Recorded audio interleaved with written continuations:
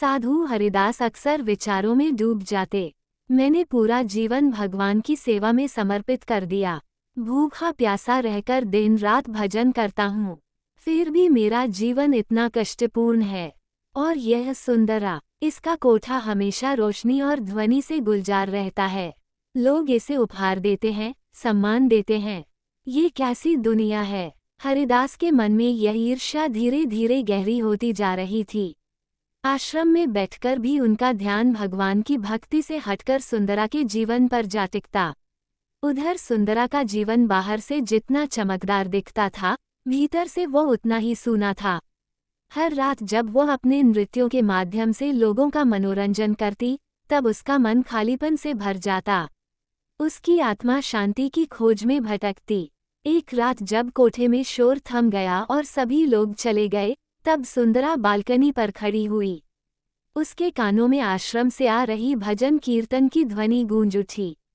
ये कैसी मधुर ध्वनि है जो मेरे मन को शांति दे रही है, सुंदरा ने सोचा। उस दिन के बाद सुंदरा का ध्यान बार बार आश्रम की ओर जाने लगा।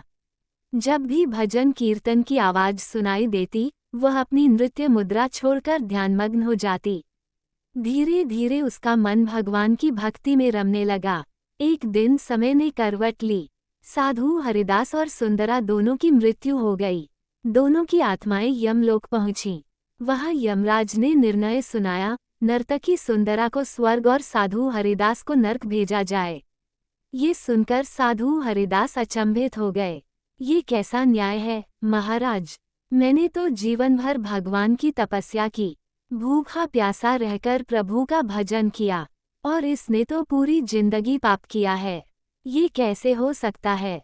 यमराज ने गंभीर स्वर में कहा, हरिदास, तुमने आश्रम में रहते हुए भी अपने मन को पवित्र नहीं रखा।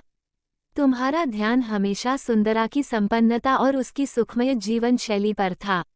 तुम्हारी भक्ति में ईर्ष्या और असंतोष का विष मिला हुआ था। फिर यमराज ने सुंदरा की ओर देखा और बोले, सुंदरा, तुमने अपने जीवन की अंतिम वर्षों में सच्चे मन से भगवान की भक्ति की। तुम्हारा ध्यान नृत्य में नहीं, बल्कि भजन कीर्तन में लगा रहा। तुम्हारे हृदय की पवित्रता ने तुम्हें स्वर्ग का अधिकारी बना दिया। कहानी का उत्कर्ष और शिक्षा।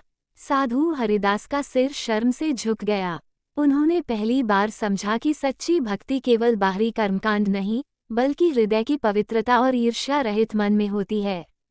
वहीं सुंदरा की आंखों में कृतज्ञता के आंसू छलक आए। उसने जीवन में पहली बार शांति का अनुभव किया। ये कहानी हमें ये सिखाती है कि बाहरी रूप से किए गए कर्मों से अधिक महत्वपूर्ण हमारे मन के भाव होते हैं। ईर्ष्या और नकारात्मकता हमें विनाश की ओर ले जाती है, जबकि सच्चा समर्पण और भक्ति हमें स्वर्ग का अधिकारी बनाती है।